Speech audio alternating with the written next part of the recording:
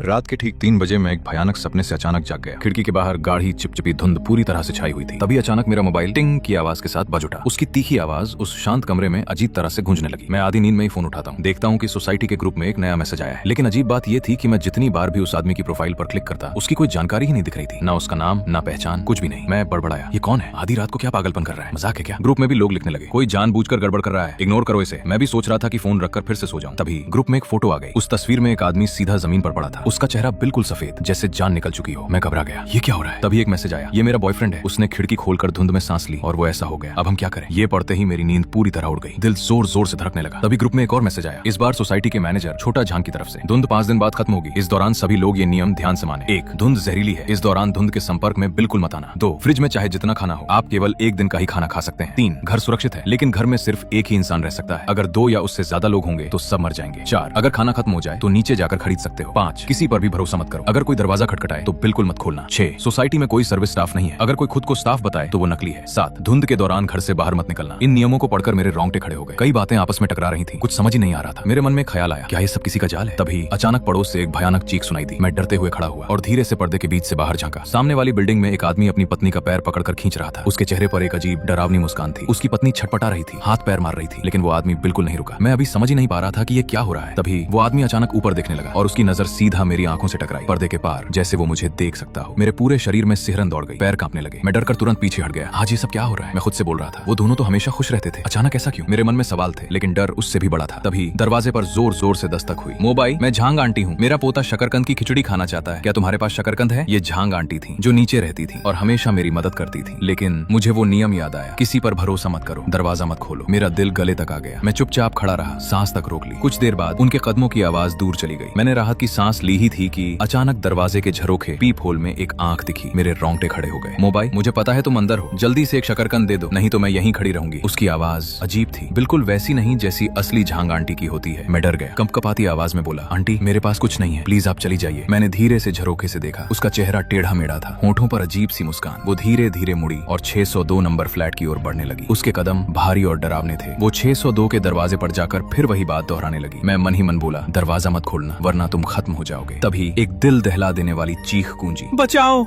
बचाओ। मैं डर के मारे वहीं बैठ गया। काफी देर तक हिल भी नहीं पाया। अगले दिन दोपहर मैं खाने के लिए फ्रिज खोलता हूँ और जो देखा उससे मैं सन्न रह गया। सुबह तक ताजा खाना अब पूरी तरह सड़ चुका था, तेज बदबू फैल रही थी। मैंने तुरंत जब मैंने नीचे बिखरी हुई लाशों का ढेर देखा तभी मुझे यकीन हो गया, ग्रुप में बताए गए धुंध के नियम सच थे। मैं अभी भी सदमे में था, समझ नहीं आ रहा था क्या करूं। तभी दरवाजे पर फिर से दस्तक हुई। मैं डर के मारे उछल पड़ा, धीरे धीरे दरवाजे के पास गया, लेकिन बाहर से कोई आवाज नहीं आ रही थी। तभी दरवाजे के नीचे से एक कागज अंदर सरका दिया गया। मैं कांपते हुए उसे उठाता हूँ। उसमें लिखा था, प्रिय निवासियों, दरवाजे के बाहर गैस मास्क रखा गया है, इसकी सुरक्षा केवल 1 घंटे तक ही मान्य है, कृपया तय समय के अंदर घर वापस आ जाएं। मैंने डरते हुए पीप होल से बाहर देखा और फिर हिम्मत करके दरवाजा खोल दिया। सच में बाहर एक गैस मास्क रखा था। मैं उसे अंदर लेकर आया, फिर दोबारा खिड़की के पास गया और जो देखा, नीचे पड़ी सारी लाशें गायब थी। मैं सन्न रह गया, ये क्या हो रहा है? बाहर अभी भी वही खतरनाक धुंध थी, तो क्या इस मास्क के साथ बाहर जाया जा सकता है? क्या ये मुमकिन है कि धुंध में बाहर मत निकलो वाला नियम झूठा हो? मेरे दिमाग में सवाल ही सवाल थे। आखिरकार मैंने एक मुश्किल फैसला लिया, घर में खाना खत्म है, यही रुका तो मर जाऊंगा, इससे अच्छा बाहर जाकर कोशिश करता हूँ। मैंने मास्क पहना और जल्दी से नीचे उतर गया। पास में ही एक सुपरमार्केट था जहाँ पहले हमेशा भीड़ रहती थी, लेकिन आज वो पूरी तरह सुनसान था। जैसे ही मैं अंदर जाने वाला था, दरवाजे पर फिर कुछ नियम लिखे दिखे। सुपरमार्केट के नियम: 1, यहाँ का मांस बहुत ताजा है लेकिन उसे बिल्कुल मत खाना। 2, सब्जियां पूरी तरह सुरक्षित हैं, आप खा सकते हैं। 3, हर व्यक्ति सिर्फ 1 दिन का खाना खरीद सकता है। 4, एक बार में केवल 10 लोगों को ही सामान मिलेगा। 5, यहाँ के लकड़ी के पुतले आपको बचा सकते हैं। 6, पीछे का दरवाजा सामान लाने ले जाने के लिए है, आप वहाँ से आ जा सकते हैं। 7, आसपास के लोग इंसान भी नहीं हो सकते, सावधान रहें। चौथा नियम पढ़ते ही मेरे शरीर में ठंडक दौड़ गई। ये तो लोगों को एक दूसरे से लड़वाने का तरीका है। यहाँ सैकड़ों लोग हैं और खाना सिर्फ 10 लोगों के लिए। तभी एक आदमी घबराकर दौड़ते हुए अंदर गया। मैं भी तुरंत उसके पीछे चला गया। जैसे ही हम अंदर पहुंचे, सुपरमार्केट का दरवाजा अचानक बंद हो गया और बाहर लिखे सारे नियम गायब हो गए। बाहर खड़े लोग बस अंदर झांकते रह गए। मुझे याद आया, गैस मास्क सिर्फ 1 घंटे तक ही काम करेगा, मुझे जल्दी खाना लेना होगा। मैं ताजा मास्क की तरफ देखने लगा। मेरे मुंह में पानी आ गया क्योंकि मुझे मास्क बहुत पसंद है, लेकिन नियम साफ कहता था मत लेना। मजबूरी में मैं दूसरे सेक्शन में गया और मैगी और सॉसेज उठा लिया। मैंने चारों तरफ देखा, सब लोग चुप थे, एक दूसरे से दूरी बनाए हुए, कोई किसी पर भरोसा नहीं कर रहा था। मैंने बिल पेमेंट किया और पीछे के दरवाजे से बाहर निकल गया। सिर नीचे करके सीधे घर की तरफ चल पड़ा। थोड़ी दूर ही चला था कि एक दुबली पतली लड़की रास्ते में खड़ी थी। उसकी आंखों में आंसू थे। वो बोली, मैं 2 दिन से भूखी हूँ, कृपया थोड़ा खाना दे दो। वो बहुत बेचारी लग रही थी, लेकिन मुझे आखिरी नियम याद था, कोई इंसान भी नहीं हो सकता। मैंने दिल कड़ा किया और बिना कुछ बोले उसके पास से निकल गया। करीब आधे घंटे बाद मैं अपने घर पहुंच गया। तभी ग्रुप में फिर मैसेज आया, नए नियम। 1, आईना बहुत उपयोगी है, ये गंदी चीजों को पहचान सकता है। 2, जो परिवार वाले दिखें वो असली नहीं भी हो सकते। 3, अगर खतरा हो तो टॉयलेट सीट पर बैठ जाओ, लेकिन सिर्फ 20 मिनट ही सुरक्षित रहोगे। 4, पाइप ठीक करने वाले से सावधान रहो, उसे आईने में देखने को कहो। ये पढ़कर मैं और डर गया। मैं तुरंत घर के अंदर गया और किचन में मैगी बनाने लगा। तभी फिर से दरवाजे पर दस्तक हुई। मैं चौंक गया, अभी तो आया हूँ, क्या कोई मेरा पीछा करके आया है? तभी बाहर से आवाज आई, मैं तुम्हारा दादा हूँ, जल्दी दरवाजा खोल। ये सच में दादाजी की आवाज थी। मैंने दरवाजा खोल दिया। दादाजी, आप तो गाँव में बीमार थे, यहाँ कैसे आ गए? वो बोले, मुझे तुम्हारी याद आ रही थी, तुमसे मिलने आया हूँ। लेकिन मेरे दिमाग में एक सवाल आया, बाहर की धुंध जहरीली है और ये बिना किसी सुरक्षा के यहाँ कैसे आ गए? तभी वो बोले, क्या हुआ बेटा, आओ दादा के गले लगो। ये सुनकर मैं डर गया और पीछे हट गया। मुझे अचानक नियम याद आया, आईना सच्चाई दिखाता है। मैंने सोचा